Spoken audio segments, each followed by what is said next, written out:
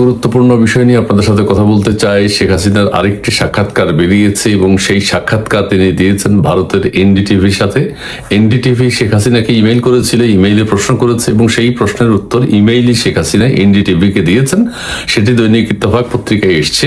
সেখানে শেখ হাসিনা বলেছেন যে আমি এই বছরই দেশে ফিরব, আমি এই বছরই।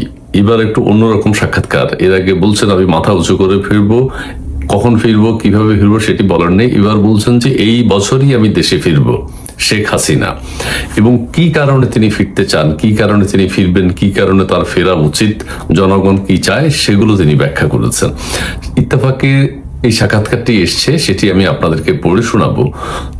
তবে তার আগে দেশের অস্থিরতা, দেশের মানুষের দুর্ভোগ, দুঃখ, কষ্ট, এগুলোর কারণে তিনি, আমি সামারিটা বলছি, তিনি দেশে ফিরতে চান এবং তার দেশে ফেরা উচিত।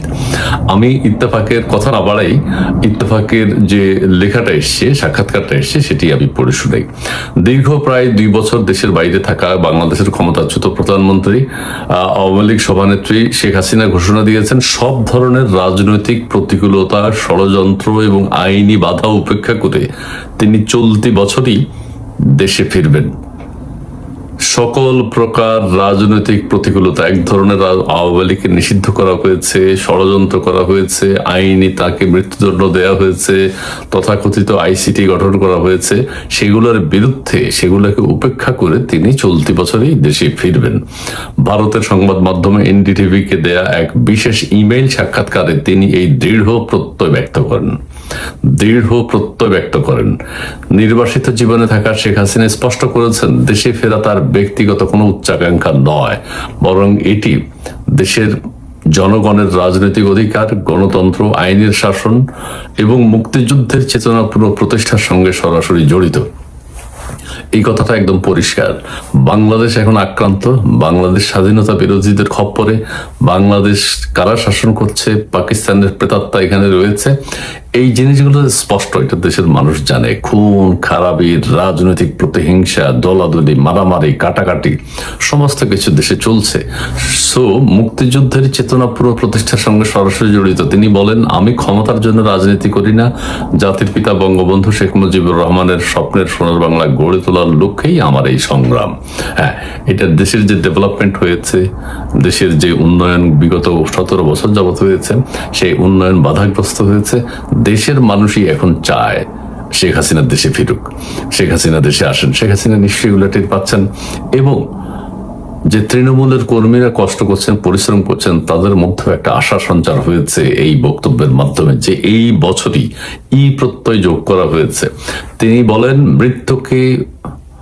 তিনি মৃত্যুকে ভয় পান না জানিয়ে বলেন 1975 সালের ট্র্যাজেডি, 21শে আগস্টের গ্রেনেড হামলার মতো কঠিন সময় পার করেছেন তিনি। কথা সত্য। 1971 সালে সেই স্বাধীনতা বিরোধী চক্ররা, মানে বাংলাদেশ বারবার আঘাতপ্রাপ্ত হয়েছে আওয়ামী লীগ, আঘাতপ্রাপ্ত হয়েছে এবং নিঃশেষ করে দিতে চেয়েছে আওয়ামী লীগকে। এটা কেন, কি কারণে, কারা করে, এটা তো এখন পরিষ্কার। প্রতি সময়ে আওয়ামী লীগের উপর আঘাত কেন আসে সেটা তো পরিষ্কার জনগণের কাছে। এই বছর একদম 24 একদম পরিষ্কার হয়ে গেল। ঠিক আছে, 75 সালে সপরিবারের নিধন করার চেষ্টা করেছিল, পারে নাই। আবার আওয়ামী লীগ নিষিদ্ধ ছিল, আওয়ামী লীগ তখনও বারবার বাধাগ্রস্ত হয়েছে এবং ঘুরে দাঁড়িয়েছে। 21শে আগস্টে একদম নিঃশেষ করার চিন্তা ভাবনা ছিল, হ্যাঁ, কিন্তু পারে নাই। সেই বাধা অতিক্রম করে আওয়ামী লীগ আবার দাঁড়িয়েছে। প্রতিবারই জনগণের পাশে দাঁড়িয়েছেন এবং এবারও সব বাধা অতিক্রম করে তিনি তার মাতৃভূমিতে ফিরবেন। এই কথাটা তিনি বলেছেন, সব বাধা তিনি অতিক্রম করবেন। দলটির উপর নিষেধাজ্ঞা এবং বর্তমান রাজনৈতিক পরিস্থিতি নিয়ে শেখ হাসিনা বলেন আওয়ামী লীগ কোনো কাগজের সংগঠন নয়, মানুষের হৃদয়ে আছে। এটি বাংলার মাটি ও মানুষের ইতিহাস এবং জাতীয় পরিচয়ের সঙ্গে গভীরভাবে মিশে আছে। It's true. কারণ আমাদের যে 71, আমাদের যে বাংলাদেশের বর্তমান 54-55 বছরের অবস্থান, সবকিছু মিলে এখন বাংলাদেশ আর বাংলাদেশ নেই। সবকিছু মিলে আওয়ামী লীগ কি দরকার এবং মানুষের জাতীয় পরিচয়ের সঙ্গে মিশে আছে আওয়ামী লীগ। 77 বছরের ইতিহাসে দলটি বারবার কঠিন সময়ের মুখোমুখি হয়েছে, কিন্তু প্রতিবারই জনগণের শক্তিতে ঘুরে দাঁড়িয়েছে। এই কথাও সত্য। 77 বছর আওয়ামী লীগের জন্ম ৭৭ বছর আগে। এই ৭৭ বছরের মধ্যে পাকিস্তানের সময় বারবার আঘাতপ্রাপ্ত হয়েছে, নিষিদ্ধ হয়েছে, এবং বাংলাদেশ স্বাধীন হওয়ার পর সেটা আপনারা দেখতে পাচ্ছেন, আমরা দেখতে পাচ্ছি, দেশের মানুষ দেখতে পাচ্ছে। কিন্তু আওয়ামী লীগ ঘুরে দাঁড়িয়েছে, হয়তো সময় লাগছে। আশাবাদী নেতাকর্মীরা আশান্বিত হয়েছেন। তিনি অভিযোগ করেন কিছু বাংলাদেশ বিরোধী শক্তি ষড়যন্ত্রের মাধ্যমে জনগণের একটি অংশকে বিভ্রান্ত করে ক্ষমতা পরিবর্তন করেছে, কিন্তু মানুষের হৃদয় থেকে আওয়ামী লীগকে মুছে ফেলা সম্ভব হয়নি। হ্যাঁ, ২৪-এর যে লড়াই, সেটি স্বাধীনতা বিরোধী, গণতন্ত্র বিরোধী, দেশ বিরোধী চক্র যারা, তারা আক্রমণ করেছিল এবং তাদের দ্বারা বাংলাদেশ আক্রান্ত হয়েছে এবং ক্ষমতার পরিবর্তন ঘটিয়েছে। এখন তারা উল্লাস করছে, উল্লাসে মত্ত। দলের উপর আরোপিত নিষেধাজ্ঞা এবং হাজারো মামলা প্রসঙ্গে তিনি বলেন, আওয়ামী লীগের রাজনৈতিক পুনরুত্থান কোন দলের, কোন সরকারের দয়ার উপর নির্ভর করে না। তিনি দাবি করেন, দেশের প্রতি প্রান্তে সাধারণ মানুষ স্বতঃস্ফূর্তভাবে দলটির সমর্থনে মিছিল করেছে, যা আওয়ামী লীগের পুনর্জাগরণের স্পষ্ট লক্ষ্য। শেখ হাসিনা উদ্বেগ প্রকাশ করে বলেন, ৫ই আগস্টের পর বাংলাদেশের মূল ভিত্তি, এটা কিন্তু পরিষ্কার, জাতীয়তাবাদ, গণতন্ত্র, ধর্মনিরপেক্ষতার উপর আঘাত হানা হয়েছে। ৫ই আগস্ট পরবর্তীতে তো আপনারা সবাই জানেন, দেশের মানুষ সবাই জানে। তিনি অভিযোগ করেন, মুক্তিযুদ্ধের স্মৃতিচিহ্ন জয় বাংলা স্লোগান নিষিদ্ধ এবং সংখ্যালঘু ও সাংস্কৃতিক প্রতিষ্ঠানের উপর হামলা করে বাংলাদেশকে একটি ব্যর্থ রাষ্ট্রে পরিণত করার অপচেষ্টার অংশ।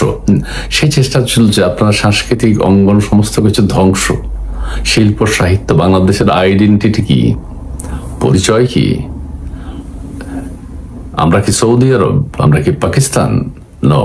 কিন্তু বাংলাদেশের কোনো পরিচয় নেই, জাতীয় পরিচয় এখন আর নেই। ঠিক আছে, আওয়ামী লীগ কারো রাজনৈতিক দয়া চায় না। গণতন্ত্র এবং জনগণের ভোটাধিকার কোনো গোপন দর কষাকষির বিষয় নয়, এগুলো সাংবিধানিক অধিকার। ঠিক আছে, গণতন্ত্র, জনগণের অধিকার, এগুলো কারো দয়ায় প্রতিষ্ঠিত হয় না। কেউ বলছেন বিএনপির সাথে কোনো সমঝোতা হয়েছে কিনা, তিনি সেটা উড়িয়ে দিয়েছেন। ঠিক আছে, ভারতে অবস্থান করলেও তার মনে পড়ে আছে বাংলাদেশে। তিনি জানান, বারবার বাবার সমাধি ও প্রিয় দেশবাসীর কথা ভেবে তিনি তার প্রতিটি মুহূর্ত অস্থিরতার সাথে কাটে। তিনি বলেন, আমি শেষ দিন পর্যন্ত সংগ্রাম চালিয়ে যাব। আমি দৃঢ়ভাবে বিশ্বাস করি জনগণ আবারও গণতন্ত্র ফিরে পাবে এবং আওয়ামী লীগ জনগণের শক্তিতেই ঘুরে দাঁড়াবে। এখন দেশবাসী সেটা দেখতে চায়। বিশেষ করে আওয়ামী লীগের নেতাকর্মী, তৃণমূল পর্যায়ে সর্বস্তরে যারা আছেন, তারা আওয়ামী লীগের যে জনগণ, সাধারণ জনগণ যারা নানান সমস্যায় জড়িত, সেই সাধারণ জনগণ আওয়ামী লীগের পাশে দাঁড়াতে চায়, দাঁড়িয়েছে, এবং তারা ভীষণভাবে চায় যে শেখ হাসিনা ফিরে আসুন। এবং আওয়ামী লীগের নেতাকর্মীরা তো চাই, শেখ হাসিনা নিজেও চান। দেশ আক্রান্ত, এটা পরিষ্কার, দেশ ভীষণভাবে আক্রান্ত। আওয়ামী লীগ একমাত্র দল যে দলটি বাংলাদেশের পক্ষে আছে, বাংলাদেশের স্বাধীনতা সার্বভৌমত্বের পক্ষে আছে। আর সমস্ত কিছু এখন পরিষ্কার। ব্যারিস্টার ফুয়াদ এবং ব্যারিস্টার শাহরিয়ার কবিরের বক্তব্য শুনলে আপনারা বুঝতে পারবেন বাংলাদেশ এখন কোথায়। অন্য জঙ্গিদের কথা বাদ দিলাম। যাই হোক, আবারও বলি, শেখ হাসিনা যে কথাটি বলছেন, এই বছরই আমি দেশে ফিরব, এটি যেন। প্রিয় দর্শক, খবরটাকে অনেকে বলতে পারেন ব্রেকিং নিউজ, অনেকটা তেমনই। দেশে ফেরার বিষয়ে শেখ হাসিনা এতদিন বলে এসেছেন যে কোনো সময় তিনি দেশে ঢুকে পড়বেন, খুব শিগগিরই তিনি দেশে ফিরবেন। কিন্তু এবার একেবারে টাইম ফ্রেম বেঁধে দিলেন। ভারতের প্রভাবশালী গণমাধ্যম এনডিটিভিকে দেওয়া এক সাক্ষাৎকারে তিনি জানিয়েছেন যে চলতি বছরের মধ্যেই, অর্থাৎ এ বছরের ডিসেম্বরের মধ্যেই তিনি দেশে ফিরে আসবেন। এর আগে আপনাদের জানিয়েছিলাম যে শেখ হাসিনার পক্ষ থেকে ট্রাভেল পাস চাওয়া হবে দিল্লিতে বাংলাদেশ হাই কমিশনের কাছে, এমন কথা জানিয়েছিলেন শেখ হাসিনার পক্ষ থেকে প্রবাসী একজন আওয়ামী লীগ নেতা। এবং সেই ট্রাভেল পাস চাওয়া হবে 2026-এর 15ই আগস্টের আগেই। কিন্তু প্রশ্ন হচ্ছে যে তিনি কি সত্যি ফিরতে পারবেন, অথবা তিনি নিজে ফিরবেন কিনা, এই প্রশ্ন অনেকের মাঝেই উকি দিতে পারে। এবং তিনি যে মাঝে মধ্যেই বলেন তিনি দেশে ফিরে আসবেন, তিনি দেশে ফিরে আসতে চান, সেসব বিষয়ে কিন্তু আমাদের সরকারের পক্ষ থেকে, বাংলাদেশ সরকারের পক্ষ থেকে কখনোই কোনো মন্তব্য করা হয়নি। যেহেতু এবার তিনি একেবারে টাইম বেঁধে দিয়েছেন দেশে ফেরার জন্য, এক্ষেত্রে সরকার কি বলবে বা কি করবে? যেহেতু ইউনূস সরকার থেকে শুরু করে বিএনপি সরকার পর্যন্ত বলে আসছে, বারবার বলে আসছে যে তাদের পক্ষ থেকে ভারত সরকারের কাছে দফায় দফায় অনুরোধ চাওয়া হয়েছে শেখ হাসিনাকে যেন দ্রুত ফিরিয়ে দেওয়া হয়। যে প্রত্যর্পণ চুক্তি রয়েছে, সেই প্রত্যর্পণ চুক্তিতেও নানান ধরনের জটিলতা রয়েছে। যাই হোক, দাবি তো করা হচ্ছে।